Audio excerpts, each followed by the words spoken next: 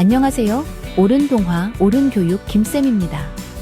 지난 시간에는 12개월 아기의 배변 훈육법에 대해 알아보았는데요.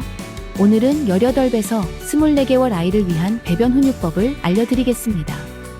이 시기 아이들은 언어 발달이 급속도로 이루어지고 자아가 형성되기 시작하면서 싫어, 내가 할래라는 표현이 많아집니다.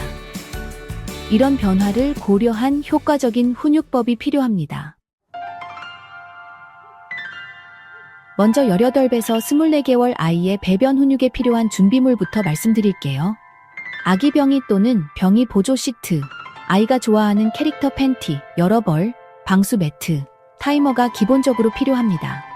특히 이 시기엔 스티커 차트와 보상용 작은 장난감들도 준비해주세요.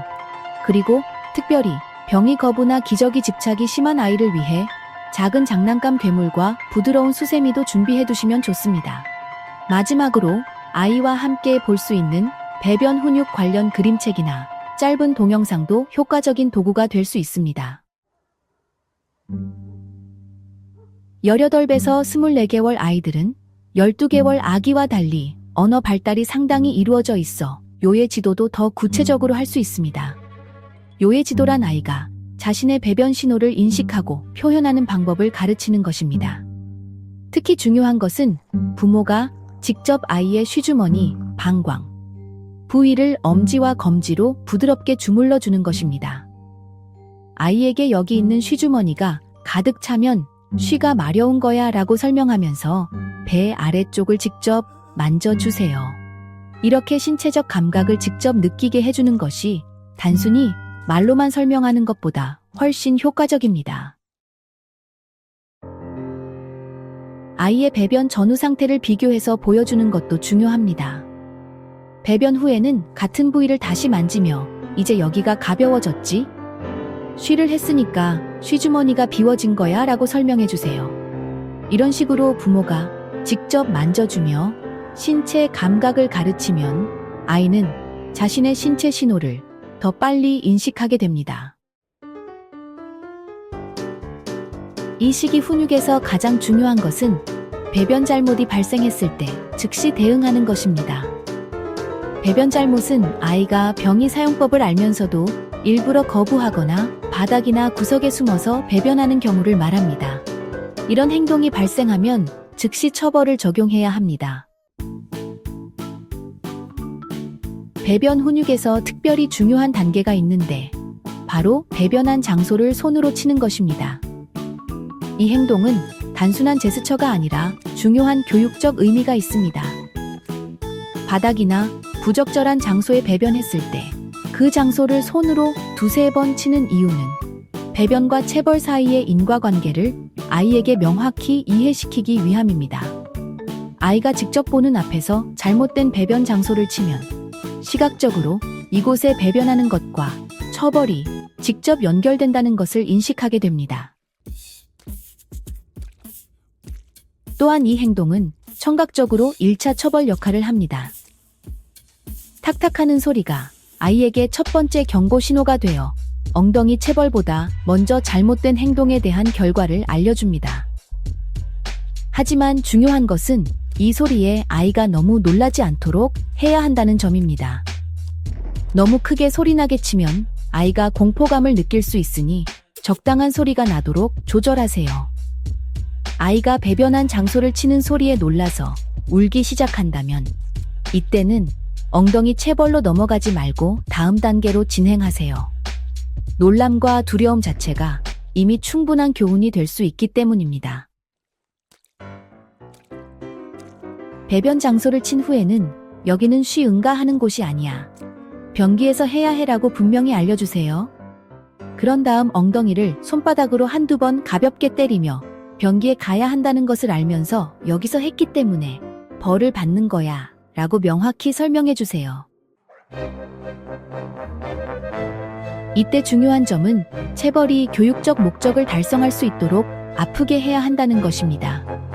너무 약하게 때리면 아이는 그것을 장난으로 받아들일 수 있습니다. 체벌의 목적은 아이에게 불쾌한 결과를 경험하게 하여 잘못된 행동을 반복하지 않도록 하는 것이니 아이가 확실히 인지할 수 있을 정도로 아프게 해야 합니다.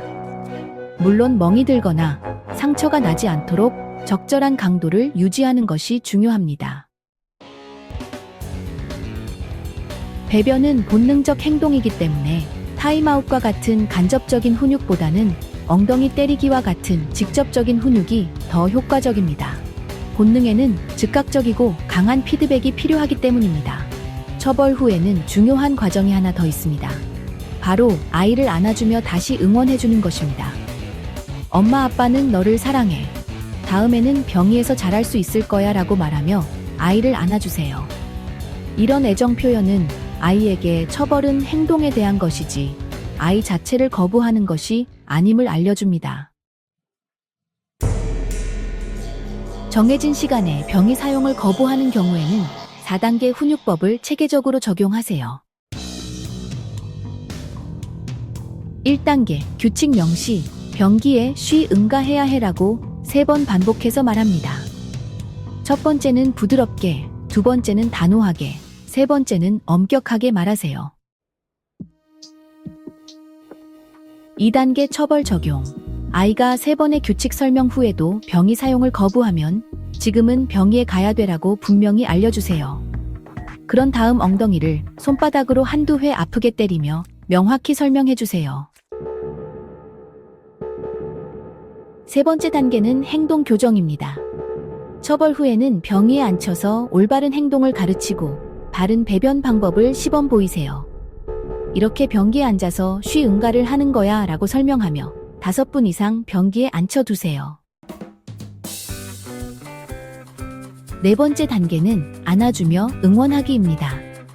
처벌과 교정 후에는 반드시 아이를 안아주고 다음에는 잘할 수 있을 거야. 엄마 아빠는 네가 자랑스러워라고 말하며 정서적 안정감을 제공하세요. 이 단계는 훈육의 효과를 배가시키는 중요한 과정입니다. 18배에서 24달 아이들 중에는 기저귀에 집착하는 경우가 많습니다. 이미 병이 사용을 배웠지만 기저귀를 달라고 고집 부리거나 팬티를 거부하고 기저귀만 찾는 행동을 보일 수 있죠. 이럴 때는 몇 가지 효과적인 훈육법이 있습니다. 먼저 기저귀 괴물 이야기를 활용해 보세요.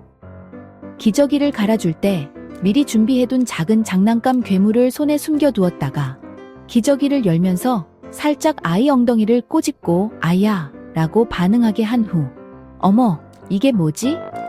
기저귀 속에 괴물이 숨어 있었나 봐 라고 말하며 장난감 괴물을 보여주세요. 이 괴물은 기저귀를 좋아해서 기저귀 속에 살고 있나 봐.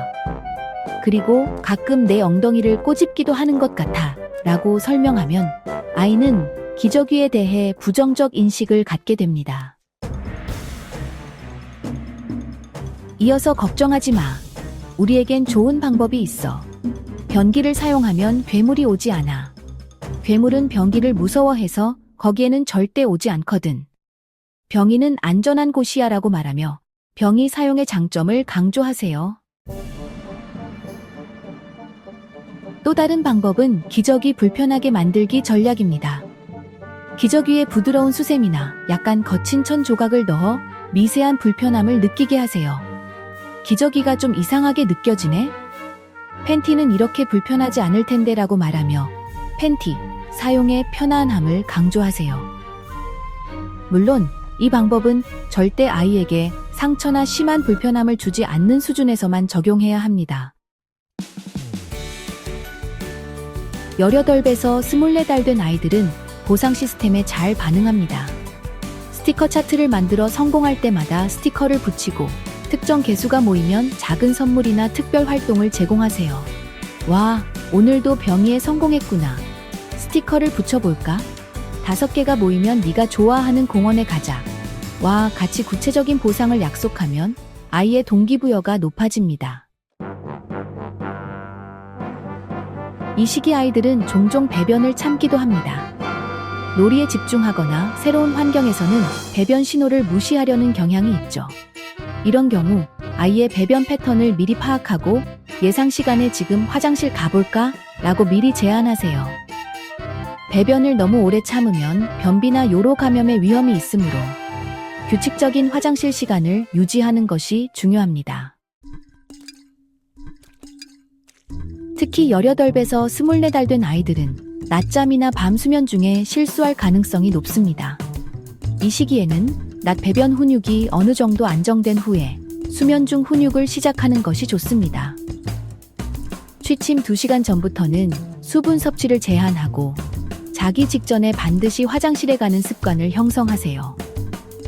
필요하다면 부모가 자기 전에 한 번 더 깨워서 화장실에 데려가는 것도 좋은 방법입니다. 이 시기 배변 훈육에서 가장 중요한 것은 부모의 일관성과 인내심입니다. 아이가 거부하거나 실수해도 포기하지 말고 매일 같은 방식으로 접근하세요.